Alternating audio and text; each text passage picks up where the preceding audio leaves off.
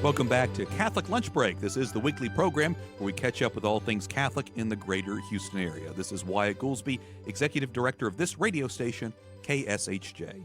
Today and tomorrow are noteworthy feast days, so to talk more about the church traditions and the church calendar, we welcome back Father Bart Reynolds in a segment we call Smells and Bells.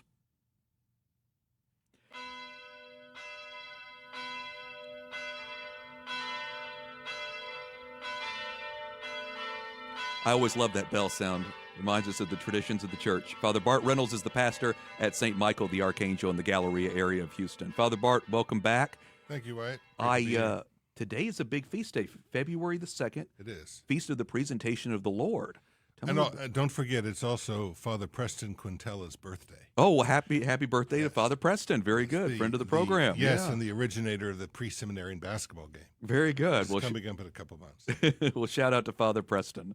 Very good. No, it is. It's a great feast day. It's a lovely day, February 2nd.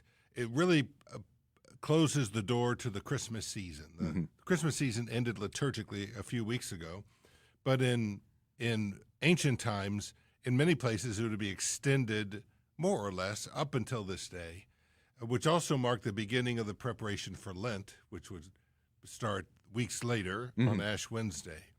And so this is a kind of a beautiful way of kind of summing up the Christmas mystery with the kind of the last event that's reflected in St. Luke in the Lord's infancy, before the flight to Egypt and before going back to Nazareth. So this is the last major event before all those other subsequent things unfold. And it is rooted in the Jewish custom, which is not just a custom, the Jewish law, which required that a family redeem, in other words, buy back from God their firstborn son, who was considered to be a special property of God because in the Old Testament, even before the Exodus, the priestly office was entrusted to the firstborn son. And so he was dedicated to God in a special way. And so in order to kind of claim him back for the family, a sacrifice had to be offered at the temple as this custom developed once the temple was built after the Israelites entered the Holy Land. And of course, Mary and Joseph are obedient to the law, to the Torah.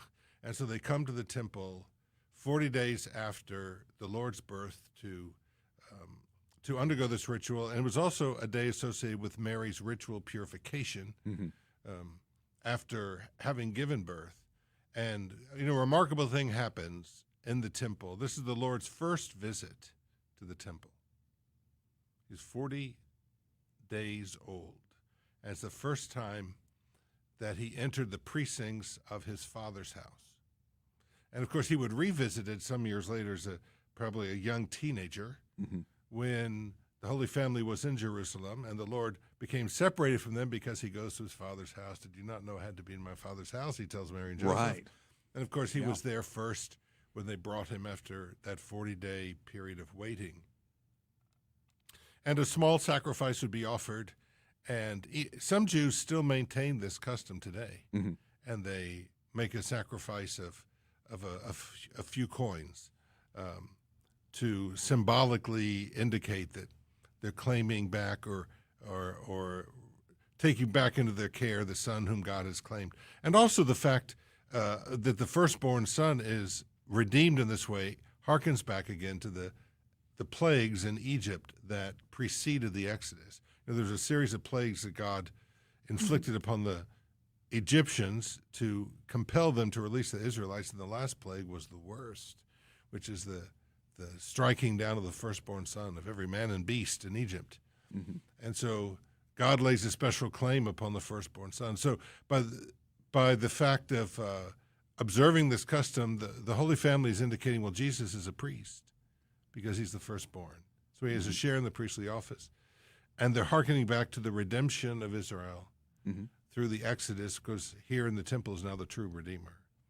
And he is identified by the prophet Simeon, whom we meet nowhere else in the Scriptures, but he's there. He and Anna, prophetess. We know nothing about them other than what we learn in that brief mention in Luke chapter 2. He takes the child up into his arms, and he reveals him as a light for revelation to the Gentiles. And that's why this day is sometimes called Candlemas, because on this day the candles for the church are blessed. Now, we can't bless all the candles we use throughout the year. We have a representative number of candles. And before the Mass this morning, we assembled a large number of the candles that we use for the Mass and votive candles, in our votive stands before the statues of the saints, and a representative group from the school because it was a school Mass, and the others who were attending participated in a procession, which reminds us, of the Easter Vigil procession a little bit, and of the Holy Thursday procession, carrying candles into the church. Because Christ has come as a light to illuminate the world, to illuminate our consciences, to illuminate our hearts, and to help us to be light, to be salt and light to others.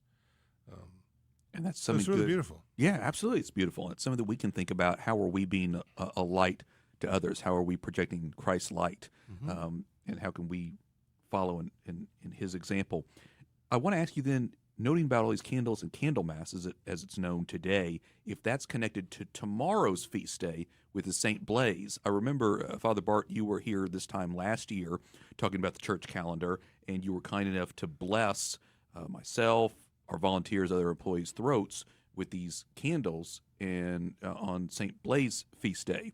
Is that purposefully done in the church, or did it just happen to line up that we have blessing candles today, and then we have this special feast day tomorrow? That's a very good question. I don't know the definitive answer. I suspect that St. Blaise's connection with candles influenced his placement on the liturgical calendar. Yeah. Because it seems fitting. Because at some point in his life, he lived in the 4th century in what is now Turkey, in kind of Armenia, eastern Turkey, that at one point, as he was in hiding because of persecutions, that people would bring him candles. We could illuminate the cave where he was living. And so he became associated with candles, as well as diseases of the throat, because when he was finally arrested and brought to a prison awaiting his execution, it is said that a mother brought before him her young son who was choking on a fishbone, and he blessed the young man, and he was healed immediately. And so St. Blaise is associated with blessings for an intercessor for those who have difficulties or diseases of the throat. And so this blessing of cross candles, and the instruction for giving the blessing always says in parentheses, unlit. Right. You don't want to light the candles and put them next to someone's absolutely. neck. In Germany, they light the candles. Oh, I didn't. Oh, really? Yes, but they hold them in front of you. Okay. They don't put them at your throat. No. Okay. They hold them in front of you. And so I suppose one could do that too. And there's no real set form for this, but the custom in our country is that a pair of cross candles are placed on the throat of the person, and the blessing is given.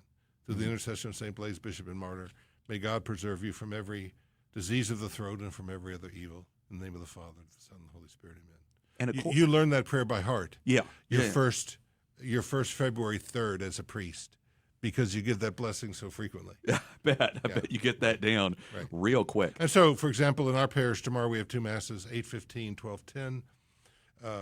A usual mass schedule, we will give the blessing after Mass to anyone who wants to receive it. Very good. I think obviously it makes sense to bless people's throat for the sake of healing, for any kind of ailment of the throat, but also we appreciate the radio station, anybody who speaks on the regular, makes speeches, talks to people, because the word or spoken word is so powerful. Absolutely. No, it's perfectly reasonable. In fact, it's very good to ask St. Blaise, as we're receiving that blessing, not only that we be preserved from a sore throat over the rest of the winter, right?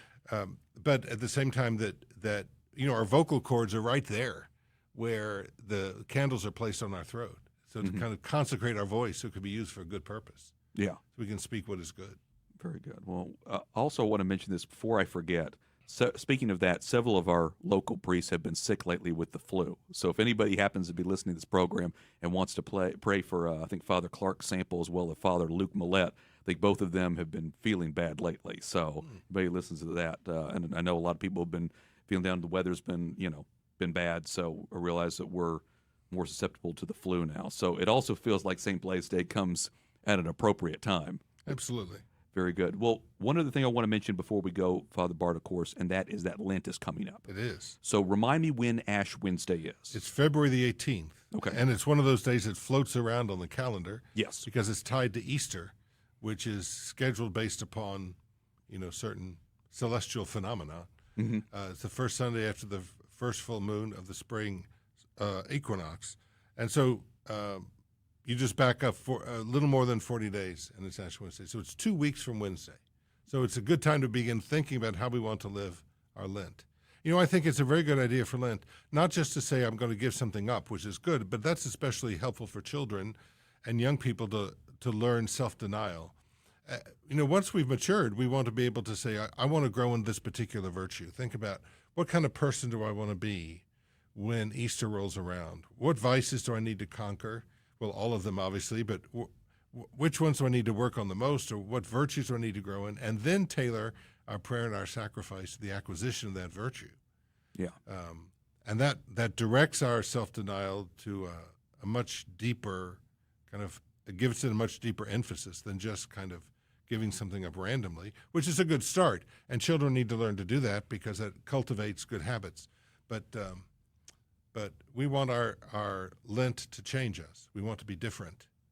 Maybe not dramatically different, but at least a little bit different, so that we're not exactly the same person on Easter as we are today. Excellent. Well, we were happy to get the word out and remind people ahead of time, 2 weeks from Wednesday, Ash Wednesday, so it gives people some time to think about it, pray about what they want to do.